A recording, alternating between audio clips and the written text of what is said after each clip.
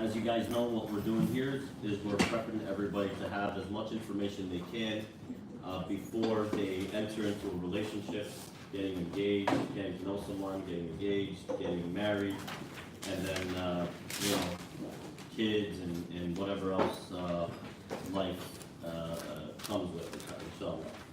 So right now, one of the things that we're going to talk about is certain things that you should have in the back of your head that you need to start thinking that is quite important to a marriage. And then I'm going to mention certain things that are making marriages fall apart.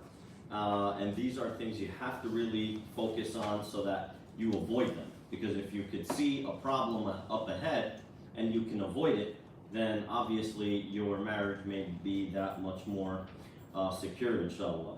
The Prophet ﷺ, he specifically told us as men, he said, خَيْرُكُمْ خَيْرُكُمْ لِنِسَائِكُمْ.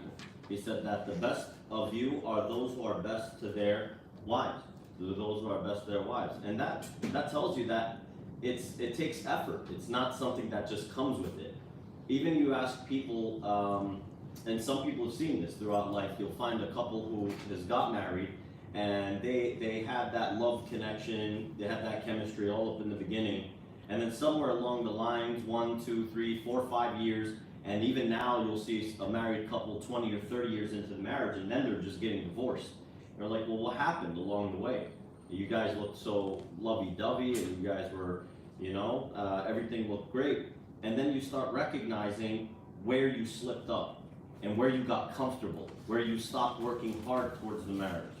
Right? Because it takes a lot of effort to make sure that your loved one is always content and pleased, and that's just the nature of it. We wish that we could put all the effort into the engagement period, surprises and weird things people do now, like little gifts in boxes, and they tell you go find it. I don't know, they do these things now, and then you get all excited, and that was cute, and then where did that all go? Seems like that's it. After the wedding night, you come back from the honeymoon, then you get hit with a ton of bricks and it's reality. That's like, I don't have time to keep doing that. And that's when you come back and recognize the hadith of Aisha radiallahu anha, where she said that the most beloved deeds to Allah are the ones that are most consistent, even though they are few. I want you to never forget that. The ones that are most consistent, even though they are few, even though they may not look like much in front of us. And that goes a long way. So one of these things, like for example, I know a lot of brothers, they make it a point to try to get their wife flowers every once in a while. And they make a habit out of that. And they pick different ones and things like that. And that's a very important thing because, growing up in an environment where it's promoted to be very loose or homosexual, so to speak, and we could be frank here, right? A lot of people are trying to go to the complete other direction to prove their manhood, to say, no, that's not me, and I don't do things like that, right? And the problem is that, for example, I'll say this: has any one of you guys ever given another one of your guy friends a flower? And so you're all smiling. Whole time out, buddy. We're all in class. No. And I'll tell you, the reason you never thought about that is because you're detrimentally afraid of being associated with a particular movement. No. Yeah, we don't do that where I come from. Well, guess what? The Prophet ﷺ did that. And he even said that Hassan and Hussein are my two sweet-smelling flowers in the dunya. And he said, if any one of you are given a flower, he said, don't reject it. He said, it's light to carry. He said, and it has a pleasant smell. And why am I saying that? Because the Prophet ﷺ is the most masculine man you'll ever meet, you'll ever read about, you'll ever hear about. And so if he said this, then you have to take a step back, and now you have to find it in you to be that way. I'm not saying necessarily amongst yourselves, but when you're starting to get ready to get married, these are things you have to start thinking about. There is a romantic candle that needs to be lit inside of you that was just not there, most likely, right? Unless you've been flaunting around with a bunch of girls left and right, and you kind of, now it's a burning fire. It's not this little candle. But if you weren't, right, this kind of woman's man type guy before, and you're learning, and you're gonna start this absolutely in a halal way, and even if you were and you make tawbah, you still have to figure out how to be able to channel all of this, all of these actions towards this loved one, this person that you're gonna spend the rest of your life with, and it's kind of bittersweet, you know. Because here is this little, because the Prophet ﷺ, Allah Azza wa Jal mentioned in the Quran that everything that is created on the face of this planet, in the heavens and the earth, worships Allah. And so you might say, wow, some people think like, no, I hate flowers. And they'll say, why? They'll say, well, it was this living thing and it was breathing, and here you just clipped it so I could smell it. But yet, that shows you that there's some benefit that's far outweighing something, you see? This is something that you have to recognize, that the Prophet ﷺ wouldn't have said this if you thought you were this environmentalist and you're keeping them like that, you know? But one thing you have to recognize is figure out how to start doing things, not now, when you're ready to get married, that you have to bring that out. That's all I'm saying. The girls naturally have these kind of things, you know? They'll cook you a cupcake and there's something weird in it, you break your tooth, oops, I didn't mean for that to happen, I want to surprise you. There was a stone in the cupcake. The problem was, Miss said, you know, willing to spend the rest of my life with you. She could have put it in anything else. There's like hard candy that's you could crunch it, but there was a stone. And then there's no teeth. And then, it goes bad. You get what I'm saying. But we get creative. And you guys have to do that. This is the problem. Because one of the issues that comes in separation is that you're very harsh. And you don't think you're doing anything wrong. And you might not think so because you stand in front of the sheikh, because you see I sit there and I deal with a lot of these issues. Most of them I decline to be involved in because even though, alhamdulillah, I'm studying this religion, you have to understand with marriage, a lot of it comes with psychology. So if there's a couple that's 30 and 40 years old and they have a problem and they're asking me, after football, can you come and talk about, I say no, I say go to the imam. Because you're more willing to take advice from an imam who's 50, 60 years old than you're willing to this chum who's claiming he knows a few hadith and he's going to tell you the way the law works. So, but I can tell you I deal with a lot of them. And I find that a lot of the guys, your priorities get misconstrued. And what do I mean by that? We know that you have to make money. We know that you have to support the family. But you sometimes become over-obsessed with that to the extent that you expect your family to just completely understand 24 hours. Now, if there's a given period, you're like, listen, hey, there's this month that's coming up, there's nothing I can do about it, this is the crunch month for us, we gotta make our numbers by the end of the year so we can make our bonus, Obviously, everybody has to be understandable. But if this is your 24-hour life and you're just not around, and then when you are around, it's like, oh, I just want to sit and do nothing and watch TV because I've just dealt with such a busy day. That's not fair, right? You have to bring that romantic side of you out, and you have to start learning about these things. There's nothing haram about learning them as long as you're doing it with the right intention. So why do a lot of these things break off? And we're going to mention them. Right now, some scholars have put the Muslim divorce rate in America somewhere around 30%. As scary as that is. Some of them, in the Muslim countries, it's estimated that they're somewhere around 10%. In the highest, oh Lord, okay. He didn't get the memo, huh? Sorry, it's all good. Thank you. I don't know where you got this from, but thank you. It's Pi Day. Uh-huh. It's Pi Day. Today's Pi Day? Oh, Today's it is Pi Day. And it wouldn't, obviously, in this school. Celebrate Pi Day. I forgot. That's good. So this is like a perfect 3.14 type. Okay, good. All right. Good. Anybody want this pie? Just curious before? You're more than welcome to. I'm giving it as a gift if you like it. If not, we're going to continue, inshallah. Thank you. And Allah will reward you. One of the most, and I'll tell you now some of the reasons. Now you need to write these down. One of the biggest reasons for separation are divorces are affairs and cheating. You have to understand that. In the old days, it was simple. If you intended to cheat on your spouse, you had to put forth a lot of effort to do that, right? You had to make sure you went to a particular place, you didn't get caught, I don't know, there was all sorts of ways that people would do it. Today, it's very, very easy. Social media is starting to account for a lot of divorces. social media is starting to account for a lot of divorces. These little winks and this private messaging and all of these things that create this kind of discomfort. And these are soft forms of cheating. The Prophet ﷺ specifically said this. He said that there is zina of the tongue, there's zina of the eyes, there's zina of the ears, right? And even in another narrative, there's zina of the hands. And that can be obviously masturbation if some people are watching pornography. And you see, when you start coming back full circle, you might think like, oh, you know, I never really flirted with anyone. Alhamdulillah. So I'm committed, and I'm you know, I'm very modest when it comes to dealing with the opposite gender. The problem is you think that only when you're outside.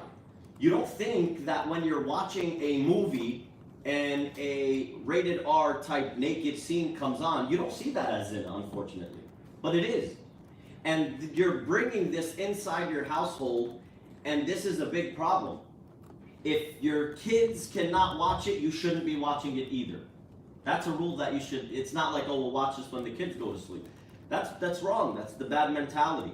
Anybody, if you want to safeguard your relationship, and you should, you do not allow these bad movies and these bad images inside of your house, because they trigger thoughts. They trigger these ideas. And once you do that, you're allowing your spouse to look at someone else and then compare and then no longer be content with who they're married to. Because this is something you have to recognize, a very, very big problem, right? And if you don't think it is, then ask people who are married. It's a very uncomfortable feeling when these kind of images come up. And so you have to also safeguard yourself on social media, right? Sometimes you guys go to your parties, and especially on the sister side, and yeah, they have these nice parties where they don't wear, you know, their hijab, they're amongst themselves, and we talked about that last time. But one of the things you guys forget is that you start posting it on Snapchat and social media, but then you come back and say, oh yeah, but it's only my friends. It's only girls that I'm sharing it with, you know, these 10 girls. Here's the problem with that. A lot of times, I'd say even 9 out of 10 I goes that far, and I'm not sure about that, you know, I made that one up. But I'll tell you, a lot of husbands actually wind up, whether intentionally or unintentionally, seeing their wife's social media. And you got to be very careful about that, because I know you didn't tell that, and I know that's their problem, but why would you put yourself out there like that? It's unnecessary. You have to be very, very careful. You have to be very, very careful about that. And trying to just be, you know, in with the times and posting things. So be very, very careful about this stuff. That is the number one reason that most people separate, because of this, because of the affairs and the cheating and what it leads to. It's very, very disheartening. It's very scary. And then obviously that's seeing with the, you know, the pornography, and then obviously the masturbation, which is with the hands, which is haram, according to Assaf, rahimahullah. And only time some scholars allowed it is if they were a particular person was in front of an individual where they were actually going to have haram intercourse, and that was the only thing that would deter them. You know, I don't even like the fatwa to begin with, because I don't know anybody who's in the middle of the, you know, the business that's, oh, time out, you know, I'm just gonna go watch this video, I'm not doing anything here. Never heard of it, never seen it, never, it's just a fatwa of in theory, if you will, a verdict. But obviously, when it accompanies watching those things by agreement, that is impermissible. Number 2, communication and compatibility.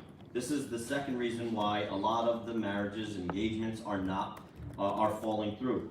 And it's because you guys do not communicate with, openly with one another. You're at the beginning of the engagement, and rather than talking about things, you're afraid that if you bring something up, you're seen as a nag on the girl's side. And on the guy's side, you're afraid if you bring something up, you're viewed as didactic or some control freak. And then you bottle things up. And then these actions continue to happen, and you're not communicating them in a positive way until they just blow up at once. And you're like, oh, I can't do this anymore. I just hate the way you do A, B, C, D, rather than just mentioning it in a positive way in the beginning. These are things that people lack, the communication, because you're afraid of what might come after. They might not accept your thought. They might not, your thought process, your logic, or whatever. You have to start communicating. And I will say this, the best form of communicating when you're engaged is not texting. There's a lot that's lost in there, you know? A lot of it becomes, you know, very, you lose that emotion when you're texting. So when you're going to communicate, especially about matters that you want to bring up that are problematic or things that you want clarification on, go and visit each other in person, right? Go to visit her house. Say, hey, what are you guys up to tonight? Are you free? Can I come by? Can I do this? And also, it has to come from your side on the sisters. If you see that things are getting a little tense, you should pause the conversation for a moment and say, listen, it's not really constructive to talk about this through text. Can you just come over tonight or tomorrow night? I don't know what your schedule's like, and then you work it out. You know, I'll never forget when we were studying part of this subject with Sheikh Umar Sulaiman.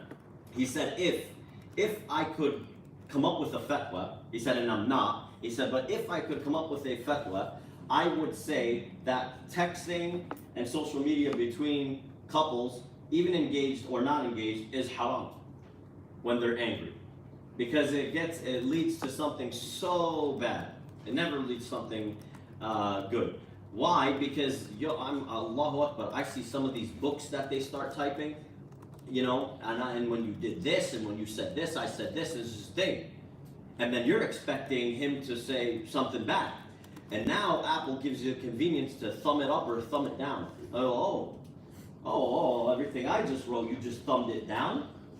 Well, this is a problem now. He's ignoring me, right? And then there's another emoji that just like one of these, you know, and then it's just weird. It gets worse, and right, and now there's a little devil thing, and it's just one thing after the other, and it's just a lot of miscommunication. And then one side is like laughing, and the other one's, oh my God, tear his heart out, and it's just not looking good. And then there's a cycle of continuing the argument. I have to say this though, that in an argument, when this communication may fall apart a little bit, one of you has to stop it, and I mean it. And whether that, and I don't want you to say, oh, I'm always the one who stops it. You have to do it for the sake of Allah, knowing that you're getting rewarded. Because the Prophet ﷺ said, I promise a place in paradise for the one who withholds from arguing even though they are right. There's a point here. Even though you're correct, he promises a place in the middle part of paradise if you stop yourself from arguing. And obviously, what more ajr do you get when there's a couple? Okay, number 3, using an exploitation of the word love. Exploitation of the word love. Some of them will say things like, well, if you love me, then don't do this. And if you love me, then don't do that. Like, for example, a guy may want his wife or his fiance to start dressing a little bit differently. So he'll say, well, if you really love me, you wouldn't dress like that. You see the problem here is that you tied something that is more of an ibadah to an individual. This is something that you should be giving encouragement about establishing the relationship with Allah. Because if you pass away, as far as the guy goes, and you're married, if she doesn't get remarried, then she is your wife in the hereafter. So if you pass away, and you tied all of those good deeds that she's doing to yourself, then you created a very big problem. Because if you passed away, or vice versa, if the girl did the same thing, if you love me, you wouldn't do this, you wouldn't go to this bar with this person, or you wouldn't do A, B, C, D. If you tied this to yourself, then when that person is not in your life, you may revert back to it. And so don't tie that to you. Rather, make sure you're speaking in a good manner that's constructive for the long term. So don't use the word love like that, because then you start abusing it, and then it doesn't mean anything between the two of you, right? The next one is another reason that we're ill prepared for is the level of disrespect and abuse. Lord help us, this is a big one. Sometimes we forget you're talking to your potential spouse. So you're talking to her like she's your boy, or you're talking to him like she's your girl. First of all, let me say the following. You should never be, and I mean this because this just shows ill-educated.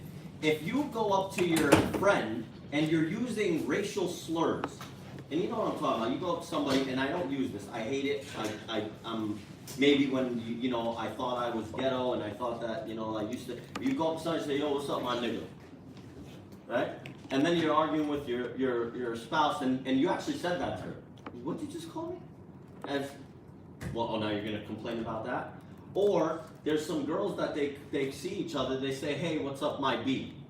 What on earth is happening now? And how do you address her like this? And the problem is it's so, you're so used to it that when you know, you get a little bit more comfortable, you just blurt that out. And I'll tell you, it goes down really bad. It's like really bad after that, because it's seen as a level of disrespect, and they're challenged by that. Don't talk to me like you're talking to me like one of your boys, like some street thug or something like that.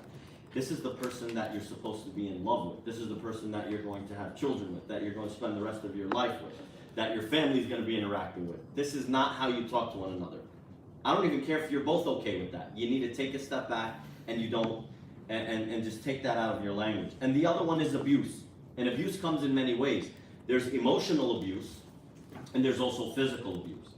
And a lot of people are misunderstood in this regard because sometimes girls are naturally a little bit more emotional than men. And when you exploit that, that is Islamically incorrect. You're actually sinning when you're doing that. When you try to pressure her to do something emotionally to the extent that she's crying just so she can do it, that's absolutely unacceptable. You know, that's wrong. But and then there's the other side, which is physical.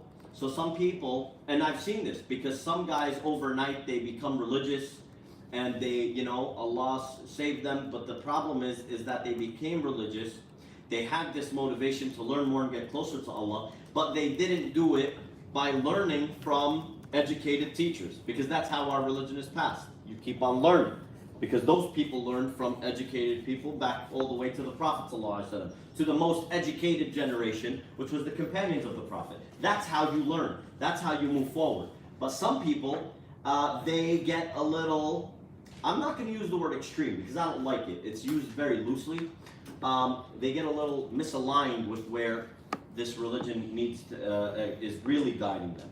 So they read some things in the Quran that, you know, فَضْرِبُوهُنْ, that, oh, like for example, there's steps that if you were to reconcile when there's problems between a husband and a wife, that first you kind of just leave the situation alone, you kind of walk away, and then another one that maybe you go and sleep on the couch. By the way, you need to sleep on the couch according to the religion, by the way. And then after that, فَضْرِبُوهُنْ. So does that mean that we hit them? And he says yes. And you come to look at some of these situations where what they do to their wives, who they're supposed to be in love with, that they care about, that they trust them to be secure with the rest of their life, is absolutely haram, absolutely un-Islamic. This is by agreement of all the scholars. So you might say, then what does it mean? It does mean hit, by the way. That I won't sugarcoat. But what kind? You might say, oh, what do you mean? I'll tell you, the Prophet ﷺ did not let anyone misinterpret this word in the Quran. He defined it himself for us. And he said, you take a siwak, you know that little, it's like a toothbrush, and you just, like that. You can't even lift your arm, just to show that you're that frustrated. It's kind of to display your frustration, not even a single, not for a little mark, not a little tap, nothing, just to show your frustration. And you learn this very much so, and this has been the way since the beginning of time. Because the Prophet Ayub, alayhi salam, who was Job, when he was very, very ill, and he was tested, a very strong test, his wife came and he saw how much he was struggling, and he would just keep making dua to Allah, saying Alhamdulillah, by the way. We went over this, I think, I'm not sure if we did, but his wife just specifically said, why don't you ask Allah to get you out of this situation? And obviously he won't abandon you. And he got very upset with her. Did she give him bad advice? No. But Ayyub and the prophets, they're on a type of ibadah, a level in relationship with Allah that's very much higher than us, right? So he said, that's what you said to me? He said, Allah Azza wa Jal gave me, and I forget the narration, but he gave me, how many years? 50 or 60 years of health and good life and sustenance. I'll wait another 60 years until I'm like this condition before I ask Allah for anything. He's willing to wait it out. He's willing to take this and just keep on saying Alhamdulillah. He said, but for that statement, I'm going to beat you 100 times if I get better. Now, when he did get better, Jibreel came to him. And he didn't say, well, time out, let's lessen it. He specifically said, to fulfill your vow that you promised before, he said, take 100 leaves of grass, he said, and touch her with it. And Allah will accept that for it. Because it's not allowed any other way. Period. Ash-Shafi'i said, rahimahullah, he said, actually, that's like the men, they used to have this shawl that they used to wear. Because the sun is very hot in that area. He said that's the equivalent of just taking the scarf and going like that with it. Yeah, I mean, the girl laughed at you. She thinks you're like a little punk doing that. But it's intended to show you that there's not a single scholar who said, okay, this kind of stick, this kind of whip, make sure you don't pierce the skin. It's just black and blue slightly. Well, on earth, alhamdulillah, that's not in our religion. And I actually sat with a particular individual, and I saw that his misunderstanding was this way when we told him, he said, I never heard of that. What do you mean you never heard of that? I didn't make this up. This is the Prophet ﷺ telling you this. No, he did not leave it for anyone to misinterpret or interpret it the way they wanted. Some narrations, we have a illah. We have the intent of the narration, the intent, and that some scholars differ on it. Some scholars differ on it, right? Like, for example, Safa, when you're traveling for prayer, the biggest question I get when I'm teaching fiqh al-salat, or even when we're learning with my teachers, the biggest questions we get is Safa. Is there a distance, and what do I do, and is it the airport, is it not the airport, is this big highway, what's going on here? And because Safa was defined as traveling, and I think one of my teachers told me there's almost over 20 definitions of the word Safa. Is it this, is it the distance, is it time, is it, so many different examples. But this narration, the Prophet ﷺ didn't leave it for anyone to misinterpret. This ayah in the Quran, the Prophet ﷺ made it very clear. So you are never ever to do any physical abuse, right? And even those who did do that to their wives, at the time of the Prophet ﷺ, the ladies came and complained to him. They said, Ya Rasulullah, the Muslims said, they said, Ya Rasulullah, there are of your companions that they hit us. And they were hurt by that. And he said, they're not the best amongst us. He even said that. They're not the best amongst us. He told them very straight up. If you resort to that, if you've even resorted to that, you've really, really taken down in your iman. And figuring out how to deal with your relationship.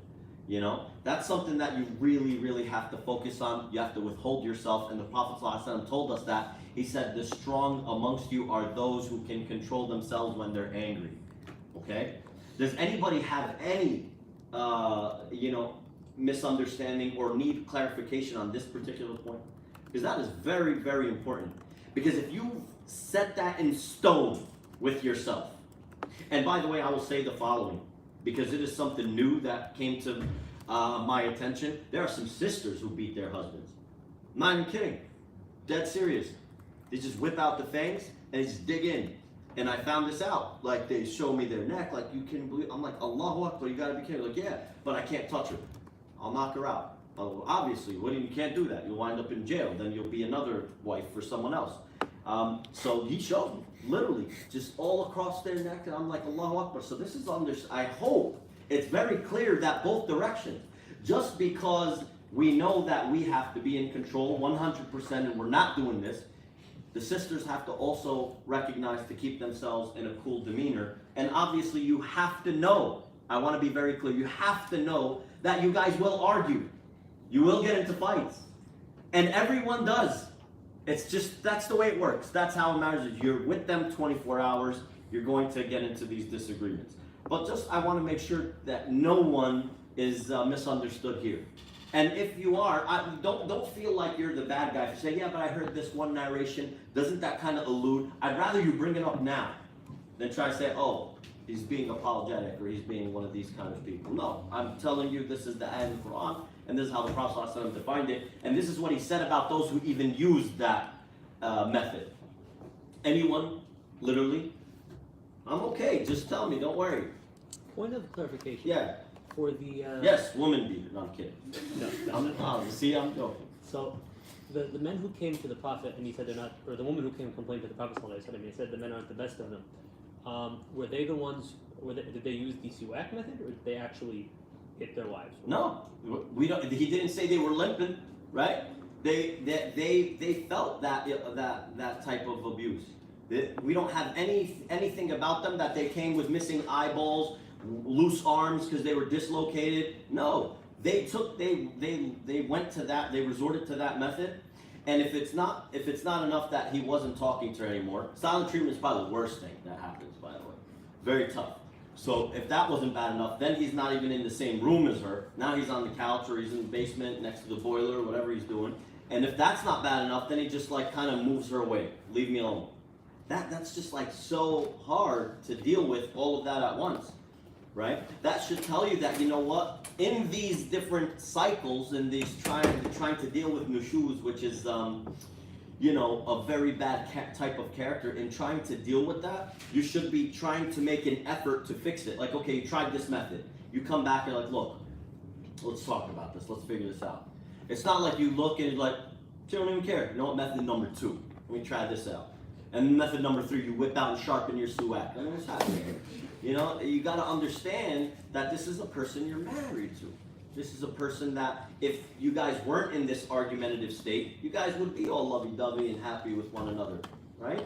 You have to understand that. The shaitan has gotten between you guys a little bit, and you have to subdue him. Right, so I remember a narration I heard about Umar ibn Khattab. Yeah. Now, I don't know if it's a real one or not, where he complained to the Prophet that after he said, like, not to hit the women, they got, like, rebellious.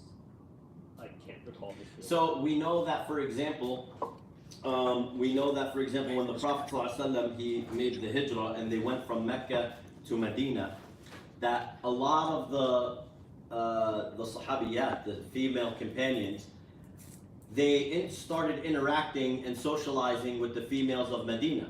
Now, the females of Medina were very outspoken. Okay, very outspoken.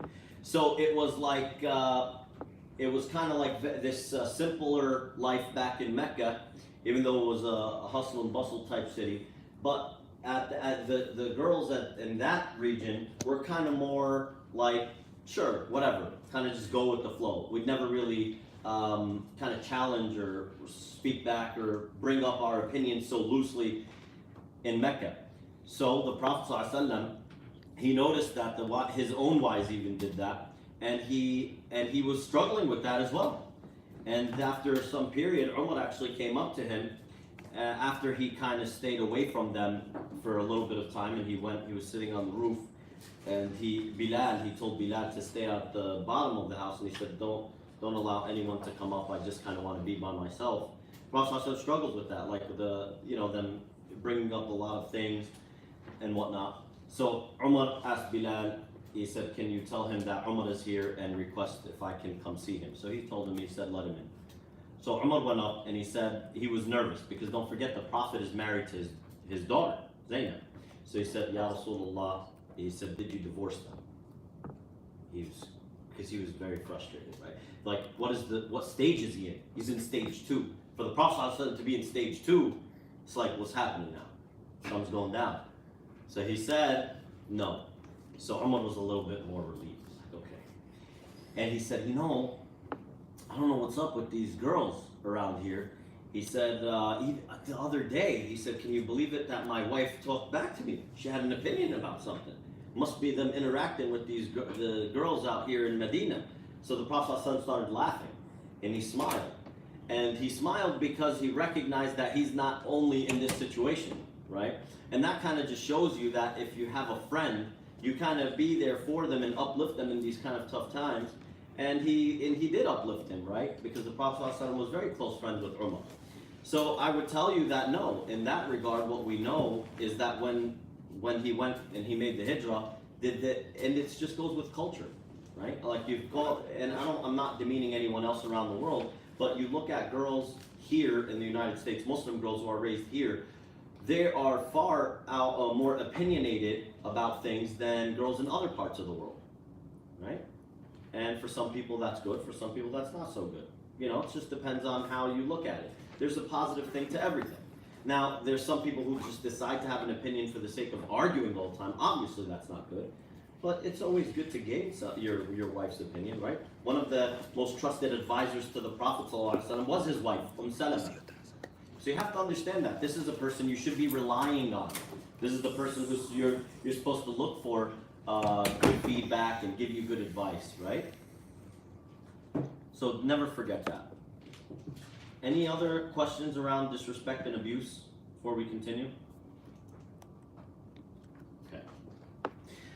The other reason that these things break off are, unfortunately, family interference. Family interference. And a lot of this is in-laws and what everyone's, and this is another one too, by the way, which is expectations. So I guarantee you, if I was to tell you to write a little paragraph about what you see your marriage like once you're married, oh, you got the whole thing ready. The girls are a little bit more advanced in this than you folks, but they'll say, you know, like little home, and we got a boy and a girl, and I don't know, we're driving a Camry and whatever else. They've got this picture painted, and we're in this village or in this town, and you know, we work and everything's awesome, and it's, you know, it's sunny, and then all of a sudden it's not. And the reason is because when you're going into that marriage, you thought about this and you painted that this is the way it would go. My best advice to everyone here is you take that, you throw it in the garbage, and I'm not kidding, and the reason I'm telling you this is because you start new expectations. You write them together with your spouse. You sit there with your fiance, you talk about the things you guys like, don't like, and then you get some things and you don't get other things. And that's great. But if you've written that in stone, you've chiseled it in, I've seen so many marriages break up because of these little things. Because no, I never said I would let my kids go to public school, and that's his idea. He wants public school. You guys don't even have kids. This is the crazy part. And I know, and you'll know, I want you all to remember this, especially on the front side of the room. You have to understand something very important. You noticed this when we were writing things about what they wanted, right? And a lot of things they were writing around was feeling a sense of security. So they will ask these questions. There's nothing wrong with them. But you have to be very smart on how to answer them. Well, I'm not going to answer, we don't even have kids right now. No, you're dismissing them. They want some comfort, they want something to talk about, it's fun, and whatever. And so, literally, the thing is, they'll go even further, though. They'll just, where are we going to die, and where is this going to happen, and what's going to say on your grave. It's just weird things. They don't stop. They keep on going. There's nothing wrong with that, but you have to know how to bring it up and how to address it. So this level of expectation, you really have to take a step back and be fair to the relationship. The family interference is a problem, and this is where I'll tell you. It's a problem for each of you. You, on the back, the sisters, you have to understand the hikmah and the wisdom on how to keep your family at bay. This is very, very important. And you, in the front of the room, have to understand how to keep your family at bay. Even your mother. I'm not even kidding. You're a grown man. You have to figure it out. That's on you. That's not for you to tell, oh, why didn't you take my mom to, I don't know, McDonald's and get a McFlurry? Look, you have to, why don't you take your mom to McDonald's and get the McFlurry? Why do I gotta do it? Oh, well, you know, she's my mom. Yeah, so go do it. You know, there's this improper inclusion of sticking your family where they don't belong is ruining relationships. It's tough enough you're each trying to get to know one another than for you to have, you know, your sister tag along every freaking where you go. It's insane. She wants to pick out the ring. Why does your sister need to come? No, she doesn't need to come. You have to keep your family in their place too. That is each of your responsibilities, right? So if your dad's asking, oh, what is he doing? Oh, I don't know, I'll find out. And then you do it. But you don't sit there and allow this kind of interference. No, I'm going to call him, I'm going to tell him, no, hold on. Let me talk to him, let me do this. You have to recognize that if you're able to do that, then you'll have a better chance at a successful marriage. And the other thing is, and wallahi, this is advice I got that I never forgot when I was engaged. Someone told me this. Never force your spouse to love your family. I want you to code that in your brain. Never to force your spouse to love or like or hang out or socialize with your family. Never force them. Oh, my family are going on a vacation trip on the weekend of blah, blah, blah. We gotta go. Why do we gotta go? I'm serious. Why do we gotta go? They're all going, all my brothers. So let them go. You see, you have to be smart about how you bring things up. And if you make sure you make it in a fun manner rather than we have to, we're the only ones not attending, we're the only ones this and that, you have to recognize how to make that relationship work. There's no one-way answer, by the way. It's not like this checkbox, I told her this was my response. That is something you have to learn. That is part of merging into the responsibility in adulthood and marriage. You have to learn the wisdom of keeping your family at bay and not forcing your family on your spouse. You have to understand that. And if you can do that successfully, I promise you, your spouse will start asking you, hey, why aren't we visiting your family? We haven't seen them in such a long time. Wow. When you know that that's coming from your fiance or your husband or your wife, then you know that you're doing a good job. Keep that up. That's working, right? Don't sit there and force things upon the other one. And I really, really think that's important. You have to write that down. Okay? The other one is the Burger King syndrome. Lord help us. What is the Burger King syndrome? You all know their motto, right? Have it your way. Let me tell you something. This is the biggest problem when it comes to a wedding. And the next time we meet, that's actually one of the things we're going to talk about. My Lord, help us with these books and magazines. I'll tell you something. You will suffer this side of the room. Tell me. You don't know what's in it. You don't know what you're in for. I'm going to warn you. I didn't know. Nobody knew. Nobody knows. Still doesn't know. If I gave you a list, you still don't know. I'm telling you. There's other things. Just come up with weird things. Now they're doing like smoke type entrances. Man, there's like something that comes out of the floor. Wallahi, you won't know. I'm telling you. You know why? They compete with this stuff. Oh, she did the smoke thing. So she did fireworks. In the middle, yeah, they were indoor fireworks. They allowed them. They turned the fire alarm off. Yep, I'm telling you, there's a list, but it grows. It's an evolution list. I can't give it to you, but I'm preparing you for it. They figured this out amongst themselves. There's these diamond rings they got in their mind. We tell them they don't have any value. We try to even do it from another perspective. You know that movie Blood Diamond? When you're engaged, put that on. Wallah, it's not gonna work. Yeah, but mine, I made sure it was just like farmed ethically and it came from here. And yeah, it's a little bit more money, but at least nobody died, pulling this thing out. That won't work. I'm telling you, there's things that are ingrained. You could try to fight the battle. I'm gonna tell you you're gonna lose. I'll tell you you're gonna lose. But you try. We've all tried. We've all lost. Talk to anybody before me. I'm telling you in front of you, you're going to lose that battle. But I will also tell you, sisters, that understand something. You'll win this thing. Trust me, we know. Wallahi, they don't know. They won't take the logical, the money. But I'll tell you this. You don't realize the financial burden you're putting on him until you're married. Wallahi, you won't realize that until you're actually living with it. Until you recognize, like, wow, all that added up to $100,000 to get married. Come to think about it, that smoke machine, that was $1,000, we didn't need that. The lights that did this weird, our letters in the ceiling, they didn't need that. I'm telling you, all of these things, you come back, and you could have taken that money, and you could have got yourselves off on an easier, a good first step in the marriage, and this is the part that you have to hit, that reality will now hit the back of the room, and this is where you will lose. And I'm telling you, you're going to lose it. Here's the problem. 1 month in, hey, you want to go here for the weekend?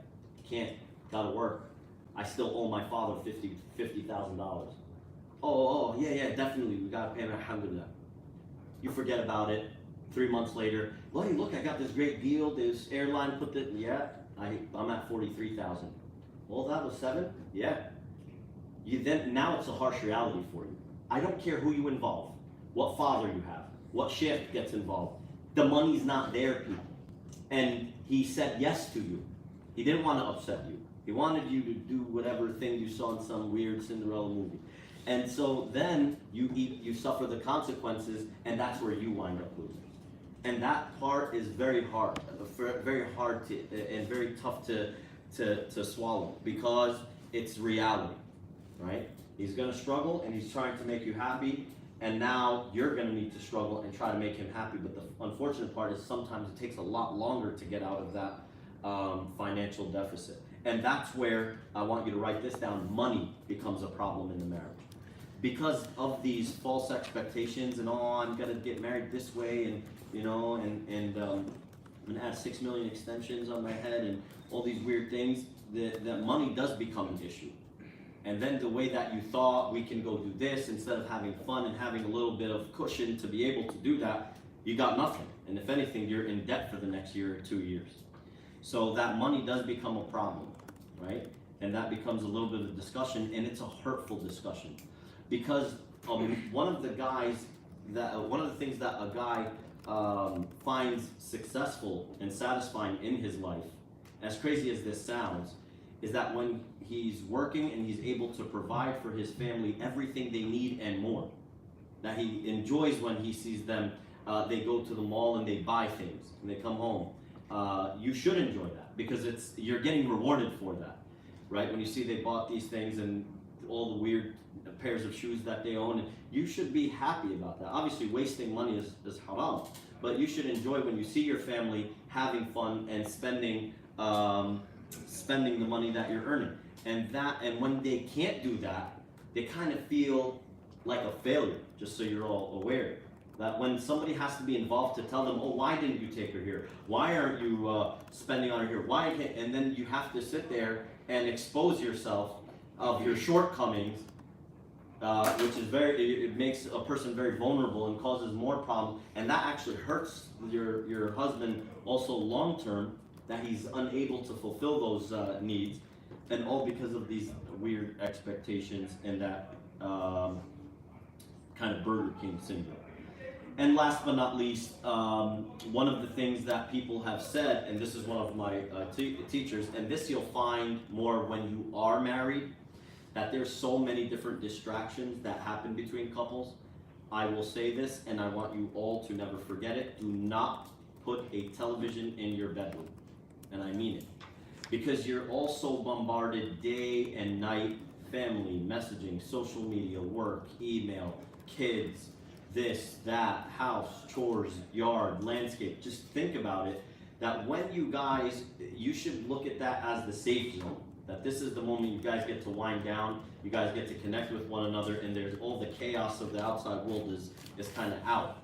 But when you put that electronic, that easy, here's a distraction and here's what, then you're ruining that relationship, you're ruining that social aspect of your marriage. The Prophet ﷺ, even after he would have relations with Aisha, radiallahu anha, after he would go and he would make ghusl and pray his qiyam al-layl, after he would come back, and he would pray in his house, obviously. If he saw Aisha was awake, she even narrated that he would spend the entire night just talking to me, hanging out. And this seems like death for guys. Like, what do we need to talk about? Like, here's the schedule tomorrow. Okay, alhamdulillah, good night. Love you, go sleep. What do you need to talk about? You have to understand that. How do you connect with somebody is the more you hang out, the more you understand them. Right? There's certain things that could be bothering them, certain things that could be bothering you, and when you talk about these things, it makes you guys closer to one another, and you move forward. So it is from the sunnah for you to spend time with your spouses and have that kind of dialogue. So that is one of the biggest problems that are happening in relationships, is that they're not getting that alone time with one another. Right? And even if you have children, I want you to never forget this. There are 3 times in the day that Allah mentioned in Surah An-Nur that even if you have children, you teach them not to disturb you. And that doesn't mean because you're doing the funny business. That's because Allah Azza wa Jalla said that that's your time. And that is after Salat al-Fajr, and that is after Salat al-Dhuhr, and that is after Salat al-Isha. 3 times in the day where your children should know they are not allowed to disturb you guys. I don't even care if you guys both get a book and you're reading in your room, you close the door and you teach them, listen, go have fun, play with each other, do a puzzle, read, I don't care. Unless there's something really problematic, then you come and talk to us. But these are your times in the day. That is a sunnah that even at the time of the tabi'een, which is the second generation after the companions, one of them came and they asked a senior tabi'i, they said, has this ayah in the Quran in Surah An-Nur, has it been abrogated in Tasqa? And he said, no, why? He said, I don't see anybody following it. This is a sunnah that you should all revive. That it was kind of left even in the early ages after the Prophet ﷺ.